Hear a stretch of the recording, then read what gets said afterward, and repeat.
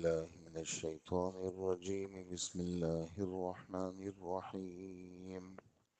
ونفخ في الصور فصعق من في السماوات ومن في الأرض فصعق من في السماوات ومن في الأرض إلا من شاء الله ثم نفخ فيه أخرى فإذا هم قيام ينظرون وأشرقت الأرض بنور ربها ووضع الكتاب وجيء بالنبيين والشهداء وقضي بينهم بالحق وهم لا يظلمون ووفيت كل نفس ما عملت وهو أعلم بما يفعلون. صدق اللہ العظیم. 3 آیتیں آپ حضرات نے سنی ہیں، آیت نمبر 68، 69 اور 70. ان 3 آیتوں میں قیامت کا بیان ہے. جس طرح پچھلی آیت میں آپ حضرات نے سنا کہ کل قیامت کے دن زمین اللہ جل جلالہ کے مکمل قبضے میں ہوگی، آج بھی ہے. آسمان اللہ پاک کے دائیں ہاتھ میں لپٹے ہوئے ہوں گے. اللہ جل جلالہ ہر عیب سے پاک ہے اور بلند و بالا ہے ہر وہ شرک سے جو لوگ اللہ کے ساتھ کرتے ہیں. کل قیامت کے دن سور کے اندر پھونکا جائے گا. یہ کیا چیز ہے اس کی حقیقت تو اللہ کو معلوم ہے، لیکن جس طرح جانور کا سینگ ہوتا ہے، وہ سینگ جیسے بانسری ہوتی ہے اندر سے خالی ہوتی ہے، وہ بجائی جاتی ہے، ایسے ہی یہ سینگ خالی تو اس کو حضرت اسرافیل علیہ السلام نے اپنے منہ میں پکڑا ہوا ہے. اور اللہ کے رسول ایک حدیث میں فرماتے ہیں کہ اسرافیل علیہ السلام نے اپنی پیشانی اللہ کے سامنے جھکائی ہوئی ہے اور سور کو منہ میں لیا ہوا ہے اور اس انتظار میں ہے کہ اللہ جل جلالہ کب حکم کرتے ہیں. تو یہ گھبراہٹ والا منظر تھا. تو صحابہ کرام نے پوچھا اللہ کے رسول ایسے موقع پر آپ ہمیں کیا حکم دیں گے، ہم کیا کریں؟ آپ نے تو بات فرما دی اور آپ تو نبی ہیں، تو آپ بھی جیسے گھبرائے ہوئے ہیں، تو ہم کیا کریں؟ تو حضور صلی اللہ علیہ وآلہ وسلم نے فرمایا حسبنا اللہ و نعم الوکیل پڑھا کرو. حسبنا اللہ و نعم الوکیل پڑھا کرو. تو سور جب پھونکا جائے گا تو آسمان اور زمین پر اس کا اثر کیا ہوگا کہ جو زندہ ہوں گے وہ تو مر جائیں. اول تو سارے ہی بے ہوش ہو جائیں گے. یہ صاعقہ کا لفظ بے ہوشی کے لیے استعمال ہوتا ہے، فزع کا لفظ گھبراہٹ کے لیے استعمال ہوتا ہے. 20ویں پارے میں فزع کا لفظ ہے اور یہاں پر صاعقہ کا لفظ ہے. تو بے ہوش ہو جائیں گے، اس کے بعد مر جائیں گے. اور جو مرے ہوئے لوگ ہوں گے چونکہ ان کی روح تو زندہ ہے تو ان کی روح بھی بے ہوش ہو جائے گی. شروع میں سب بے ہوش ہو جائیں گے، پھر سب ختم ہو جائیں گے، آسمانوں کے اندر بھی زمین میں بھی. لیکن الا من شاء اللہ، جس کو اللہ چاہیں گے اس پہ اس سور کا اثر نہیں ہوگا. تو اللہ پاک کس کو چاہیں گے اس کے بارے میں احادیث میں آتا ہے کہ 4 بڑے فرشتے جبرائیل علیہ السلام، میکائیل علیہ السلام، اسرافیل علیہ السلام اور اسرائیل علیہ السلام. اور ایک حدیث میں آتا ہے کہ عرش کے اٹھانے والے 8 فرشتے، وہ فرشتے بھی بچ جائیں گے. اس کے بعد ایک موقع ایسا آئے گا کہ یہ بھی مر جائیں گے اور ایک اللہ کی ذات باقی رہے گی. تو الا من شاء اللہ میں ان فرشتوں کا استثناء ہے.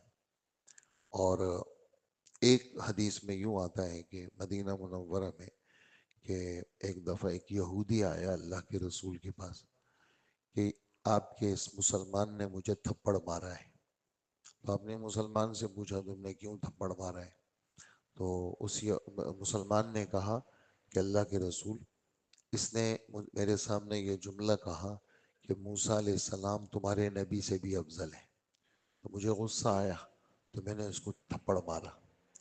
اس پر حضور صلی اللہ علیہ وسلم نے سمجھایا اس کو کہ تم لوگ نبیوں کی جماعت میں مجھے بڑا مت کہا کرو، حالانکہ حقیقت میں اللہ کے رسول بڑے تھے اور اللہ کے رسول کو بھی یہ بات پتہ تھی، لیکن بطور تواضع کے آپ نے یہ بات فرمائی کہ تم لوگ مجھے نبیوں کی جماعت میں بڑا مت کہا کرو۔ جب کل قیامت کے دن سور پھونکا جائے گا اور مجھے اللہ پاک زندہ کریں گے، یعنی میں تو زندہ ہی ہوں، میں جب قبر سے اٹھوں گا، میں جب دیکھوں گا سبھی لوگ بے ہوش ہو چکے ہوں گے، لیکن میں دیکھوں گا کہ حضرت موسیٰ علیہ السلام نے اللہ کے عرش کے پائے پکڑے ہوئے ہوں گے اور اللہ پاک کے سامنے زاری کر رہے ہوں گے۔ تو اب یہ یا تو موسیٰ علیہ السلام پہ بے ہوشی آئی نہیں، یا یہ ہے کہ موسیٰ علیہ السلام کیوں بے ہوشی نہیں آئی؟ اس لیے بے ہوشی نہیں آئی کہ وہ جو ایک مرتبہ اللہ پاک کے دیدار کی درخواست کی تھی اور اللہ پاک نے کوہ طور پہ تجلی بھیج کر کے ان کو بے ہوش کر دیا تھا، اس بے ہوشی کے بدلے میں اللہ نے ان کو اس بے ہوشی سے بچایا۔ تو اس لیے تم لوگ نبیوں کی جماعت میں بھی مجھے بڑا مت کہا کرو۔ خیر، تو یہ جب سور پھونکا جائے گا تو اس میں پہلے بے ہوش ہو جائیں گے، پھر سب مر جائیں گے، اس کے بعد دوبارہ سور پھونکا جائے گا، ثم نفخ فیہ اخری، پھر دوبارہ سور کے اندر پھونکا جائے گا اور اس سے ایک خطرناک آواز نکلے گی۔ پہلی دفعہ میں آواز نکلنے کے ساتھ سب مر جائیں گے، کوئی بھی نہیں بچے گا، اور وہ آواز ہر جگہ پہنچے گی، جانور اندر اوپر ہر جگہ لوگ مر جائیں گے۔ اس کے بعد دوبارہ پھونکا جائے گا تو دوبارہ اللہ جل جلالہ روحوں کا تعلق بدن کے ساتھ جوڑ دیں گے۔ اچھا، اب روحیں بدن کے ساتھ، تو بدن تو کیا ہے، سب بکھرے ہوئے ہیں، اور بندہ مر جاتا ہے تو سب چیزیں تتر بتر ہو جاتی ہے، یہ جو انسان کی ہڈیاں ہیں سب ختم ہو جاتی ہے۔ ہمارے نبی فرماتے ہیں کہ انسان کی ریڑھ کی ہڈی کا کنارہ وہ اللہ باقی چھوڑتے ہیں، اس میں پوری ہسٹری ہوتی ہے انسان کی، اس سے انسان کو دوبارہ پیدا کریں گے۔ لیکن بعض روایتوں میں آتا ہے کہ وہ بھی نہیں ہوتی، پھر اللہ اپنی قدرت، اس لیے کہ وہ بھی ختم ہو جاتی ہے، کبھی کبھار زمین اس کو بھی اکثر و بیشتر تو وہ ٹکڑا رہ جاتا ہے، اس سے انسان بنے گا، اور کبھی کبھار وہ بھی نہیں ہوتا، تو اپنی قدرت سے اللہ پاک جو پہلا انسان ہے اس سے لے کر کے آخری انسان تک اللہ پاک سب کو پیدا کریں گے، سب کے بدنوں کو جمع کریں گے۔ انسان کی یہ جتنے بھی ہم دنیا میں دیکھتے ہیں سب کے فنگر پرنٹ الگ الگ ہیں، ہاں، انگلیوں کے نشانات کسی کے ملے ہوئے نہیں ہیں۔ تو قرآن پاک میں سورہ قیامہ میں فرماتے ہیں یہ جو نشانات ہیں یہ بھی اسی طرح اللہ سیدھا کر دیں گے، برابر کر دیں گے جیسے دنیا میں تھے، ہاں، ہم ہڈیوں کو بھی جوڑ دیں گے، کیا صورت ہوگی وہ اللہ کو معلوم ہے۔ جیسے انسان ماں کے پیٹ میں بنتا ہے، انسان کو خود ماں کو پتہ نہیں ہے یہ بچہ کیسا ہے، کسی کو پتہ نہیں ہے۔ یہ الٹرا ساؤنڈ جو ہوتے ہیں یہ تو بس ایک دھندلا سا وہ نظر آتا ہے، وہ خود یعنی الٹرا ساؤنڈ والے بھی اندازوں سے چل رہے ہوتے ہیں، بالکل کلیئر چیز وہ کسی کو پتہ نہیں، وہ اللہ کے سوا کوئی نہیں جانتا۔ تو یہ صرف اب کیسے جمع ہوں گے وہ اللہ کو معلوم ہے، اور روحوں کا تعلق بدن کے ساتھ ہوگا، سب کھڑے ہو جائیں گے، قیامن، قیامن قائمن کی جمع ہے، مصدر نہیں ہے یہ، قیامن قائمن کی جمع، سب کھڑے ہو جائیں گے، اور سب جیسے کوئی عجیب چیز ہو جاتی ہے تو آدمی ایسے حیرت سے دیکھ رہا ہوتا ہے اس طرح، تو ینظرون کا یہ ترجمہ ہے سب نے۔ پھر اس کے بعد اللہ جل جلالہ زمین کو اپنے نور سے، اپنی تجلی سے اللہ روشن کریں گے، وَأَشْرَقَتِ الْأَرْضُ بِنُورِ رَبِّهَا، اپنے اللہ پاک اپنے، اس لیے کہ سورج تو ختم ہو گیا، اِذَا الشَّمْسُ كُوِّرَتْ، سورج ختم، وَإِذَا النُّجُومُ انْكَدَرَتْ، ستارے بھی ختم، اور چاند بھی ختم، سب چیزیں ختم ہوگی، اب روشنی کہاں سے آئے گی؟ اور زمین، یوم تبدل الارض غیر الارض، 13واں پارہ، یہ زمین ختم، اب نئی زمین آ جائے گی، اور آسمان بھی نئے آ جائیں گے، زمین نئی آ جائے گی، لوگ جمع ہوں گے اس زمین پر، اللہ پاک اس کو اللہ روشن کریں گے۔ اور اللہ جل جلالہ نبیوں کو سب کو لے کے آئیں گے. آدم علیہ السلام سے لے کر آخری نبی تک 1.25 لاکھ ہیں، 2 لاکھ ہیں، 2.25 لاکھ ہیں، 2.5 لاکھ ہیں، سب نبیوں کو لے کے آئیں گے. جی اب نبی لے کے آئیں گے. اور والشہداء، گواہوں کو لے کے آئیں گے. علماء لکھتے ہیں یہاں گواہوں سے مطلق گواہ مراد ہے، اس لیے کہ نبی بھی گواہ ہوں گے.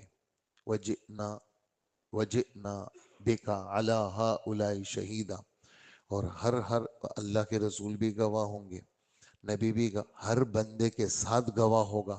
سائق و شہید، ہر بندے کو ایک فرشتہ کھینچ رہا ہوگا، ایک گواہ ہوگا.